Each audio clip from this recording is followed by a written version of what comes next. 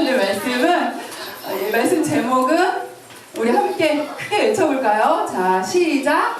예수님은 왜 인간의 몸으로 오셨을까요? 예수님은 왜 인간의 모습으로 오셨는지 오늘 말씀을 통해서 함께 알아보려고 해요. 오늘 말씀, 자, 누가복음 2장 11절 말씀 찾아주세요.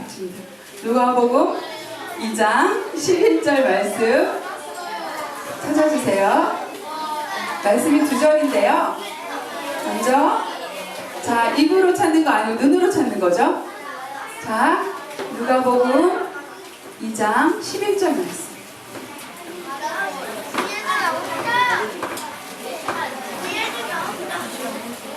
누가복음 2장 11절 말씀. 누가복음 2장 11절 말씀인데 빌립보서 말씀은 쉬운 성경이라서 그냥 다 같이 화면 보고 읽을 거예요. 자, 누가복음 2장 11절 말씀 다 찾았으면, 자, 아직도 입으로 성경 찾고 있는 친구들이 있어요. 입으로 찾는 거 아니고 눈으로 찾을 거예요. 자, 다 찾았으면 우리 함께 한 소리로 말씀 읽어볼게요. 다 같이 시작.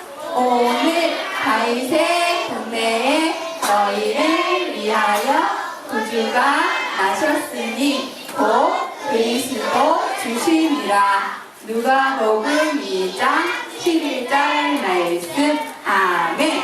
말씀이 한 절 더 있는데요. 빌립보서 2장 6절에서 8절 말씀이에요. 우리 빌립보서 말씀은 쉬운 성경이니까 우리 다 같이 우리 친구들 가지고 있는 성경이랑 다를 거예요. 그러니까 다 같이 화면 보고 함께 읽을게요. 자, 시작. 그분은 하나님과 똑같이 높은 분이셨지만 결코 높은 자리에 있기를 원하지 않으셨습니다. 오히려 높은 자리를 버리시고 낮은 곳으로 임하셨습니다. 사람의 모습으로 이 땅에 오신 같이 겸손한 모습을 취하셨습니다. 이 땅에 계신 하시기까지 하나님의 말씀을 따르셨습니다. 빌립보서 2장 6절에서 8절 말씀. 아멘. 제가 제 성경이랑 약간 다른데. 자, 친구들, 지난주에 우리 함께 나눴던 말씀 함께 잠깐만 기억을 해볼 거예요. 자, 친구들 혹시 고향이 뭔지 알아요? 고향이 뭘까요? 네, 맞아요. 우리가 태어나고 자란 곳을 고향이라고 해요. 그러면 그렇게 지난주에 우리 함께 나눴는데 예수님도 태어나고 자란 고향이 있었어요. 그것이 어디였을까요? 베들레헴, 맞아요. 베들레헴이었어요. 그런데 예수님이 오시기 전에 아주 무지무지 오래 전부터 예수님이 베들레헴에서 태어나실 거라고 예언했던 선지자가 있었어요. 누군지 기억나요? 네, 친구 누굴까요? 지난주에 말씀을 잘 들었던 친구들만 기억날 거예요. 네, 친구, 네, 누가 예언했었죠? 예수님이 예루살렘에서 태어나실 거예요 라고. 우리 찬이 친구 아까 손 들었었죠? 현미 친구. 네, 몰라요? 네. 맞나요? 미가 선지자? 맞을까요? 함께 볼까요? 지난주에 말씀에서 미가서 말씀에서 자, 미가 선지자가 예수님이 예루살렘에서 태어날 거라고, 예수님 태어나시기 전에 무려 700년 전에 이렇게 예언한 대로 정말 예수님이 마태복음에서 우리 확인해 봤죠. 예수님이 예루살렘에서 태어나셨어요.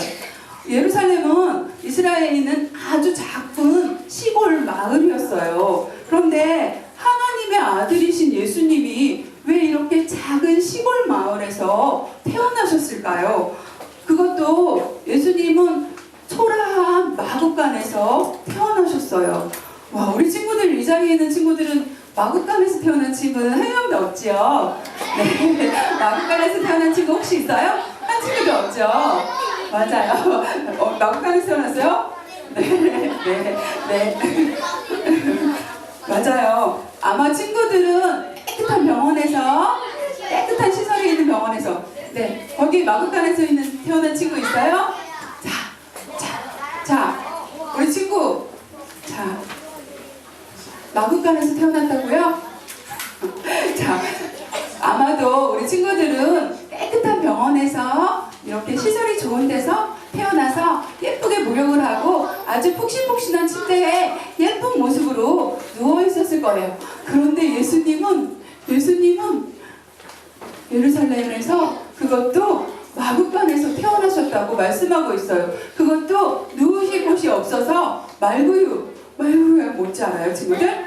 말이 밥을 먹는 말의 밥통에 누워 계셨다고 성경은 말씀하고 있어요. 하나님의 아들이라면 하나님의 아들답게 멋지게 로마 황제의 그 아들로 태어나면 모든 사람들이 우와, 왕의 아들로 예수님이 오셨대. 그러고 모든 사람들이 막 주목했을 거예요. 그리고 그 예수님 만나려고 모든 사람이 막 줄 서서 기다렸을 거예요. 그리고 또 예수님이 더 많은 사람들에게 사랑과 축복과 인정을 받았을 거예요. 그런데 왜 예수님은 이렇게 초라한 시골 구석에 베들레헴에 그것도 마구간에 마구간에서 태어나셔서 말구 위에 이렇게 누워 계실까요? 친구들 왜 그럴까요? 혹시 왜 그럴지 생각해 본 친구 있어요? 수빈.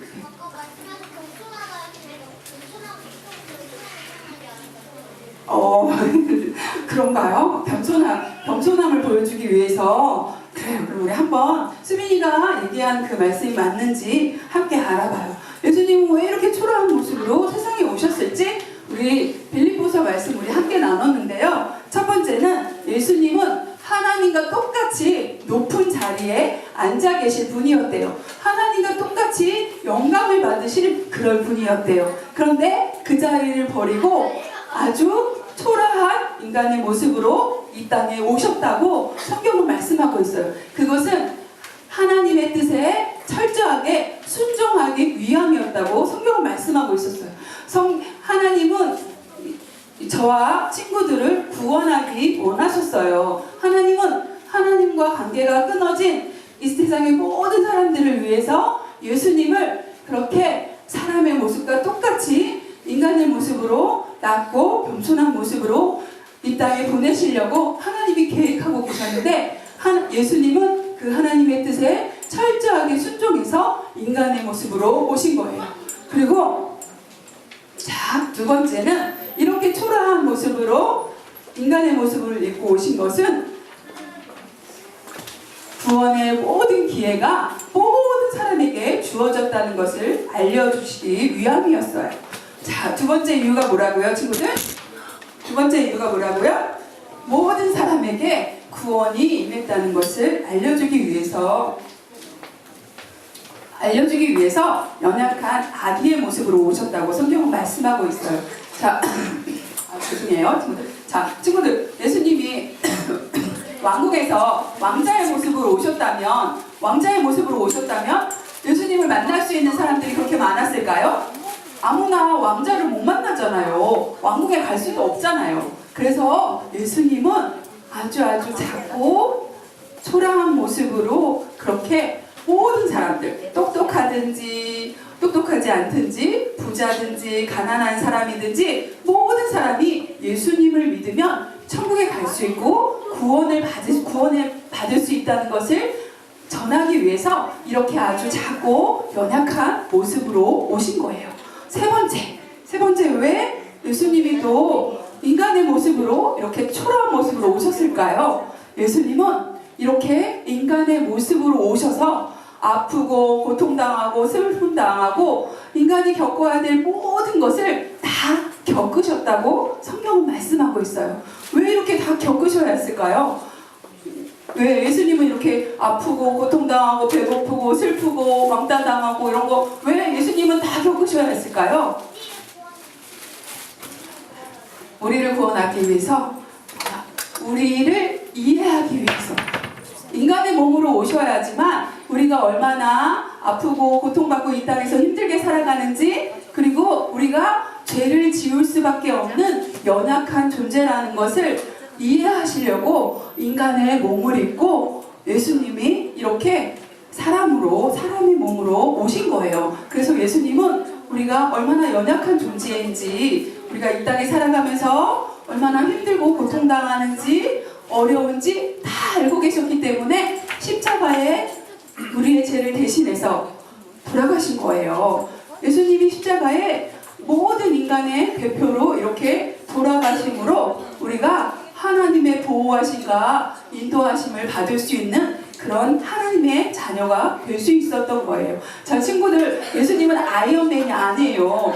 우리 친구들 막 그 주사 맞는 독감 주사 혹시 맞은 친구 있어요? 예, 다 맞았죠. 독감, 내려주세요. 독감 주사 맞을 때 어땠어요? 안 아팠어요? 우리 친구들은 너무 통증을 못 느끼는구나.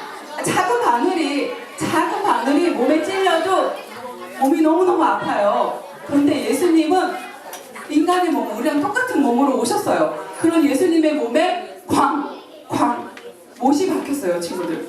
이렇게 쾅 그 못에 커다란 못이 박혔어요. 그러면 친구들, 예수님이 얼마나 아프셨겠어요?